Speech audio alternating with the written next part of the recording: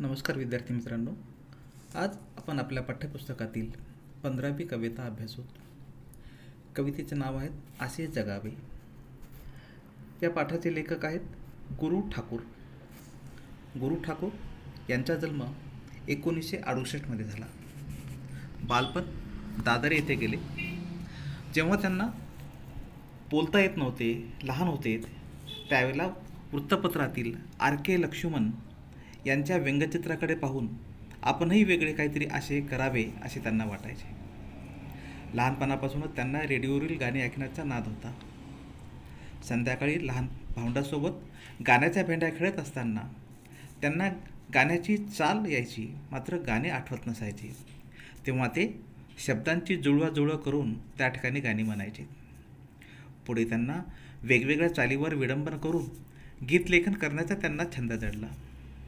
पुढे कॉलेजमध्ये शिकत असताना वेगवेगळ्या शिक्षकांचे व्यंगचित्र काढायचे.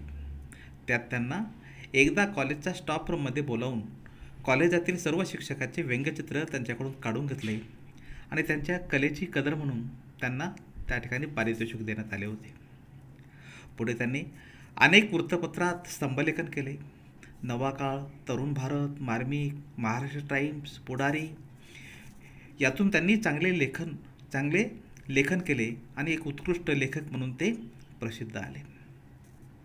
पुढे त्यांनी TV मालिका हसा चकटफू या मालिकाचे लिखाण केले. लोकांना त्यांनी हसवलं. पुढे तिथून त्यांनी पटकथा लेखन, संवाद लेखक म्हणून लोकांना आवडू लागले. पुढे त्यांनी तू तू मी मी नाटक, होऊन जाऊ द्या, नटरंग, आगाबाई, आरेच्या, घर दोघांचे, टाइमपास अशा अनेक मराठी हिंदी चित्रपटांचे लेखन त्यांनी केले आणि यासाठी त्यांना अनेक पुरस्कारसुद्धा मिळत आले. अखिल भारतीय मराठी नाट्य परिषदेतर्फे त्यांना पुरस्कार देण्यात आला. 2007-08 सर्वोत्कृष्ट नाटककार म्हणून त्यांना गौरवण्यात आले होतं. इंद्रधनुष व कला गौरव पुरस्कार त्यांना देण्यात आले होते. असे भरपूर पुरस्कार त्यांना देण्यात आलेले होते. असे लेखक, व्यंगचित्रकार, स्तंभलेखकार, फोटोग्राफर, गायक असे बहुगुणी कलावंत म्हणून आपण त्यांना ओळखतो. प्रस्तुत कवितेत माणसाने जगावे कशासाठी व कसं जगावं हे सांगण्याचा त्यांनी प्रयत्न केला आहे. त्यांची इच्छाशक्ती प्रबळ असते, त्यांना संकटाचाही मार्ग सापडतात. संकटाचा हसून सामना करावा, आयुष्यात काहीतरी चांगले कार्य करून जावे असा संदेश या कवितेतून लेखकाने दिलेला आहे. पाहूया ही कविता आपण एकदा अभ्यासू. असे जगावे छाताडावर आव्हानाचे लावून अत्तर, नजर रोखुनी नजरेमध्ये आयुष्याला द्यावे उत्तर. नको गुलामी नक्षत्रांची, भीती आंधळी ताऱ्यांची, आयुष्याला भिडतानाही चैन करावी स्वप्नांची. असे दांडगी इच्छा ज्यांची, मार्ग तयाला मिळती सत्तर, नजर रोखुनी नजरेमध्ये आयुष्याला द्यावे उत्तर. पाय असावे जमिनीवरती, कवेतांबर घेताना, हसू असावे ओठावरती, काळीज काढून देताना. संकटासही ठणकावून सांगावे, ये आता बेहत्तर, नजर रोखुनी नजरेमध्ये आयुष्याला द्यावे उत्तर. करून जावे असेही काही, दुनियेतून या जाताना, गहिवर यावा जगास साऱ्या, निरोप शेवट देताना. स्वर कठोर त्या काळाचाही, क्षणभर व्हावा कातर कातर, नजर रोखुनी नजरेमध्ये आयुष्याला द्यावे उत्तर. पाहूया ही कविता अभ्यासूया. असे जगावे छाताडावर आव्हानाचे लावून अत्तर, नजर रोखुनी नजरेमध्ये आयुष्याला द्यावे उत्तर. प्रथम याच्यातले कठीण शब्द अभ्यासू. छाताडावर, छाताडावर म्हणजे छातीवर. आव्हान म्हणजे संकट किंवा प्रतिकूल परिस्थिती. नजर रोखणे म्हणजे निर्भयपणे पाहणे. अत्तर म्हणजे फुलाच्या गाभ्यातील सुगंध द्रव्य. रोखुनी म्हणजे थेट पहा. माणसाने जगावे कशासाठी, कसं जगावं, जगण्यासाठी काही अर्थ असावा, जगताना जीवन आपले सार्थक असावं हे सांगताना ग कवी गुरु ठाकूर म्हणतात, जीवन जगताना अनेक प्रकारची संकटे, अनेक आव्हाने, अडथळे, अडचणी, दुःख, उदासीनता, निराशा येत असतात. या सर्व प्रकारच्या संकटाचा सामना ज्या पद्धतीने सुगंधी अत्तर आनंदाने छातीवर किंवा कपड्यावर आपण लावत असतो, त्याच पद्धतीने सर्व संकटांना अत्तर समजून संकटांना सामोरं गेलं पाहिजे. सहज त्यांना तोंड देता आले पाहिजे. म्हणजेच संकटे अत्तराप्रमाणे छातीवर लावून घ्यायचे आहेत. नजर रोखुनी नजरेमध्ये आयुष्याला द्यावे उत्तर. कवी म्हणतात, संकटाच्या नजरेला नजर भिडवत आलेल्या संकटांचा सामना निर्भयपणे, बिनधास्त धैर्याने करायचा आहे. संकटाकडे निर्भयपणे पाहायचं आहे. संकटापासून दूर न पळता धाडसाने समोर गेलं पाहिजे. संकटांना जशास तसे उत्तर दिले पाहिजे. नको गुलामी नक्षत्रांची, भीती आंधळी ताऱ्यांची, आयुष्याला भिडतानाही चैन करावी स्वप्नांची. असे दांडगी इच्छा ज्याची, मार्ग तयाला मिळती सत्तर, नजर रोखुनी नजरेमध्ये आयुष्याला द्यावे उत्तर. यातील प्रथम कठीण शब्द आपण अभ्यासूत. गुलामी. गुलामी म्हणजे दास्यत्व. नक्षत्र. नक्षत्र म्हणजे ग्रह तारे.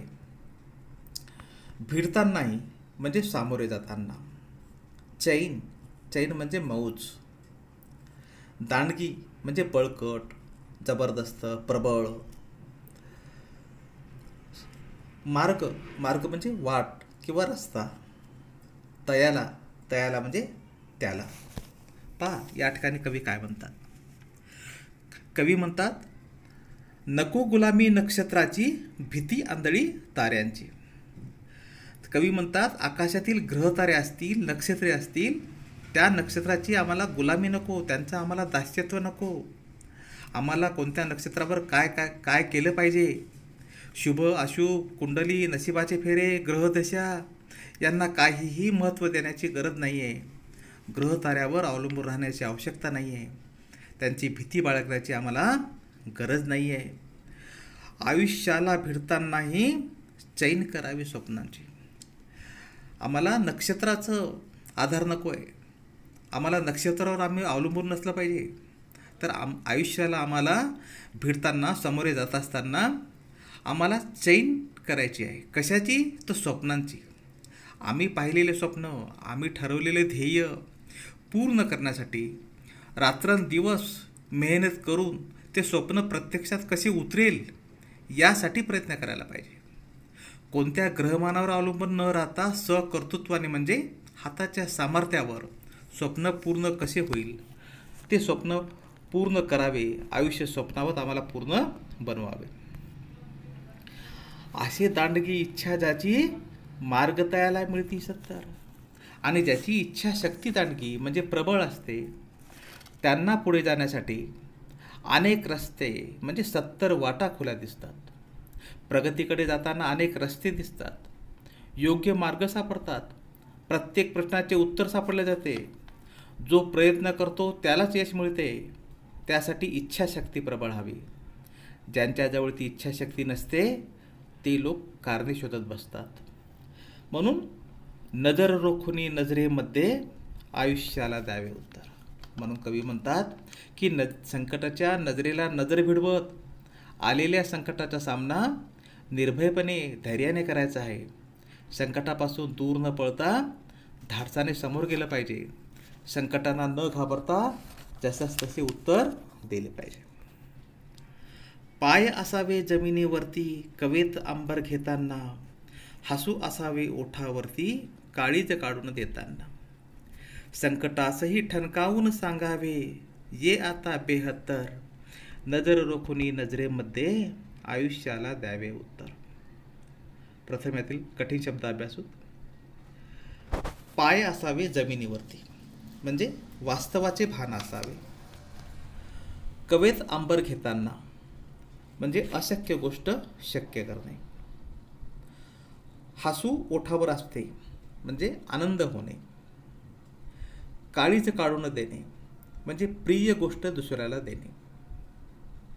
ठणकावून सांगणे म्हणजे न घाबरता सांगणे, ठामपणे सांगणे. पहा, या ठिकाणी कवी काय म्हणतात की आपले पाय जमिनीवरती असावे, म्हणजे प्रसिद्धीच्या शिखरावर असताना तेथून हवेत उडताना पाय मात्र आपले जमिनीवर असावेत, म्हणजेच वास्तवाचे भान असावे, आजूबाजूच्या परिस्थितीचे भान असावे. कवेत अंबर घेताना, कवेत अंबर घेताना म्हणजे कवेत म्हणजे कुशीत, अंबर म्हणजे आकाश. कवेत अंबर घेताना म्हणजे अशक्य गोष्ट साध्य करताना. ज्यावेळी त्यास यश येते त्यावेळी त्याच्यात गर्व निर्माण होतो, तो हवेत तरंगू लागतो. म्हणून कवी म्हणतात, वेगवेगळी आव्हाने स्वीकारताना त्याचे पाय मात्र जमिनीवरच असावे लागते. हसू असावे ओठावरती काळीज काढून देताना. संकटे कितीही आले तरी हसू मात्र आपल्या ओठावर पाहिजेत. संकटांना हसतमुख समोर आपण गेलं पाहिजे. एखाद्या वेळेला एखादी आपली आवडती वस्तू इतरांना देताना सुद्धा आपल्या ओठावर कायम हसू ठेवावं. चेहरा मन दुःख करू नये. प्रिय गोष्ट देताना आपणास वाईट वाटते तसे वागू नये. काळीज काढून देण्याची वेळ जरी आली तरी आपण हसतमुखाने ती दिली पाहिजे. संकटासही ठणकावून सांगावे, ये आता बेहत्तर. संकटांना आम्ही ठणकावून ठामपणे सांगितले पाहिजे, तुम्ही कितीदाही या, आम्हाला तुमची पर्वा नाही आहे. आम्ही तुम्हाला सामोरे जाणार आहोत. आम्ही घाबरणार नाही आहे. संकटांना डोळ्याला डोळा भिडून उत्तर द्यायचं आहे. नजर रोखुनी नजरेमध्ये आयुष्याला द्यावे उत्तर. म्हणून कवी म्हणतात की संकटांच्या नजरेला नजर भिडवत आलेल्या संकटाचा सामना निर्भयपणे बिनधास्त धैर्याने करायचा आहे. संकटापासून दूर न पळता धाडसाने समोर गेलं पाहिजे. संकटांना जसंच तसे उत्तर दिलं पाहिजे. करून जावे असेही काही दुनियेतून या जाताना, गहिवर यावा जगाच्या साऱ्या निरोप शेवट देताना. स्वर कठोर त्या काळाचाही क्षणभर व्हावा कातर कातर, नजर रोखुनी नजरेमध्ये आयुष्याला द्यावे उत्तर. प्रथम येथील कठीण शब्द अभ्यासू. गहिवर येणे. गहिवर येणे म्हणजे हृदय भावनेने उचंबळून येणे. निरूप देणे म्हणजे निघून जाणे. स्वर म्हणजे सूर. काळ म्हणजे वेळ. कठोर म्हणजे निष्ठूर दयाशून्य. कातर म्हणजे कापरा. पाहू या ठिकाणी कवी काय म्हणतात. करून जावे असेही काही दुनियेतून या जाताना. या दुनियेत ज्यावेळेला आम्ही जन्म घेतो, जन्माला आलेला असतो, त्या दुनियेत आपणाकडून असे काही चांगले कार्य झाले पाहिजे.